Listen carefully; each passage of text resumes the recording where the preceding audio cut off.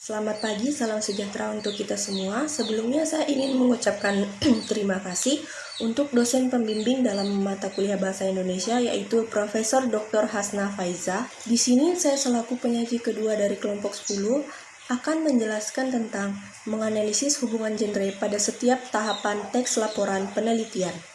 Yang pertama yaitu abstrak. Pada laporan penelitian, abstrak adalah genre mikro yang berisi ringkasan seluruh penelitian yang dilaporkan. Pada konteks ini, abstrak juga disebut ringkasan atau intisari.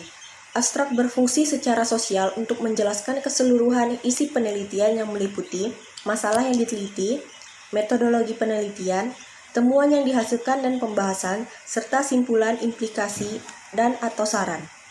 Pada umumnya, abstrak disajikan dalam satu kesatuan dengan artikelnya atau tulisan induknya. Dengan demikian, abstrak menjadi nama genre tersendiri dan sekaligus nama bagian artikel atau tulisan. Apabila abstrak dilepaskan dari keseluruhan laporan penelitian, judul dan nama peneliti harus ditampilkan pada bagian awalnya. Abstrak biasanya diformulasikan dengan kalimat-kalimat yang mengandung kata-kata tertentu atau dicetak tebal yang menyatakan poin-poin.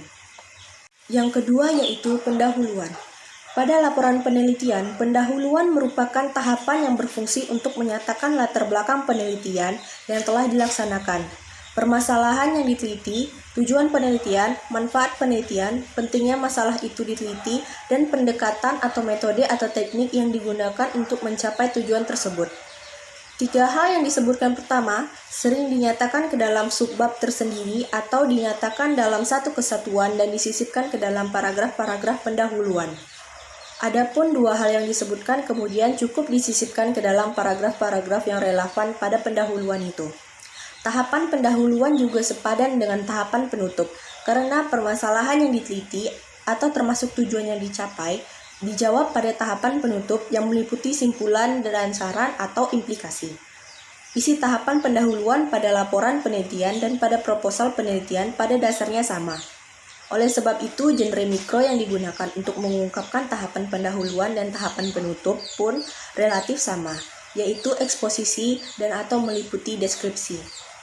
Yang ketiga, ada landasan teori dan tinjauan pustaka. Tahapan landasan teori dan tinjauan pustaka berisi dua hal. Yang pertama adalah landasan teori yang berfungsi untuk menyampaikan ulasan teori yang digunakan untuk memecahkan masalah yang diteliti.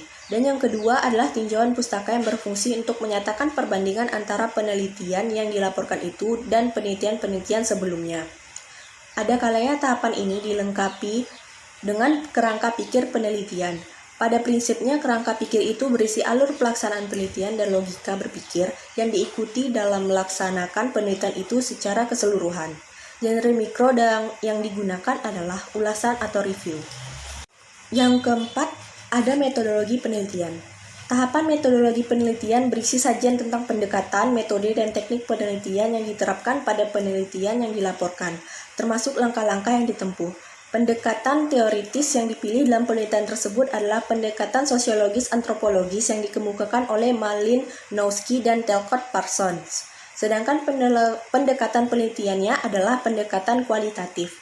Metode yang digunakan terkait dengan tata cara pelaksanaan penelitian yang meliputi lokasi penelitian, jenis penelitian atau deskriptif kualitatif. Adapun teknik penelitian yang dipilih meliputi teknik pengumpulan data dan teknik analisis data. Teknik pengumpulan data yang digunakan adalah teknik sampling, lebih khusus lagi purposive sampling, dengan melakukan wawancara mendalam. Sedangkan teknik analisisnya adalah teknik analisis siklus interaktif yang diadopsi dari Miles dan Huberman. Yang kelima ada hasil penelitian dan pembahasan. Tahapan hasil penelitian dan pembahasan terdiri atas dua hal yang berbeda, hasil penelitian dan pembahasan. Pada laporan penelitian, kedua hal itu dapat dijadikan satu bab dengan nama hasil penelitian dan pembahasan, atau dijadikan dua bab, masing-masing dengan nama hasil penelitian dan pembahasan. Fungsi tahapan hasil penelitian dan pembahasan yang pertama direalisasikan dengan genre deskripsi dan laporan untuk menggambarkan hasil atau temuan penelitian, atau yang dipaparkan berdasarkan tema, pernyataan penelitian, atau klasifikasi data atau metode pengambilan data. Selanjutnya, fungsi yang kedua direalisasikan dengan genre diskusi, meliputi eksplanasi untuk membahas dan menjelaskan hasil atau temuan yang diperoleh itu. Kemudian hasil atau temuan tersebut dikaitkan dengan teori yang dirujuk dan penelitian-penelitian sejenis sebelumnya. Hal yang perlu diperhatikan pada tahapan hasil penelitian dan pembahasan adalah penggunaan tabel, grafik, histogram, gambar, bagian, dan sejenisnya. Tidak hanya ungkapan verbal yang berupa kata-kata yang dapat berfungsi untuk mendeskripsikan, menjelaskan, mengklasifikasi, dan membandingkan fakta-fakta penelitian. Ungkapan non-verbal yang berupa tabel, grafik, histogram, gambar, ataupun bagan juga dapat mengemban fungsi yang sama.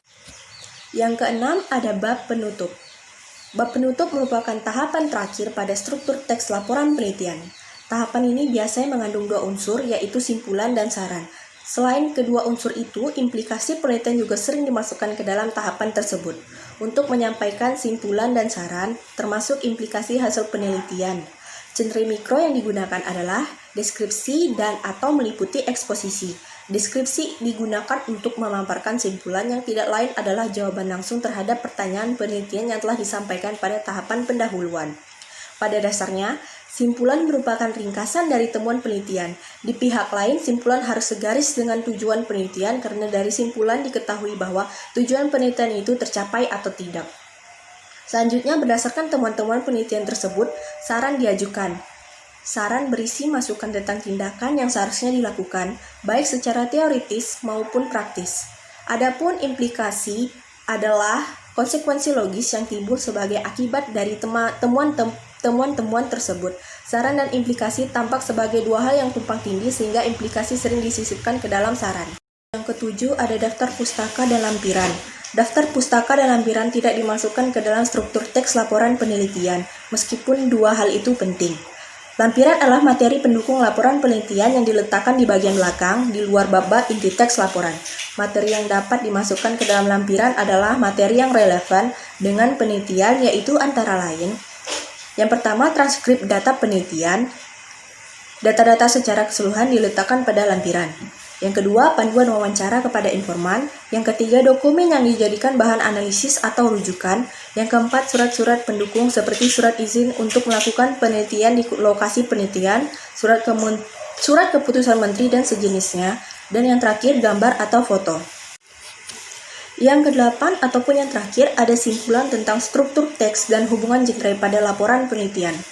Laporan penelitian yang lengkap menurut Partridge dan Starfield 2007 mengandung unsur-unsur sebagai berikut. Yang pertama, halaman judul. Kedua, halaman pengesahan pembimbing. Ketiga, kata pengantar, halaman deklarasi. Yang keempat, daftar isi.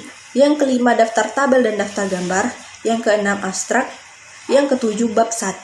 Ke-8, bab 2. Ke-9, bab 3. Ke-10, bab 4. Ke-11, bab 5. Dan ke-12, daftar pusaka. Dan yang terakhir, yang ke-13, lampiran.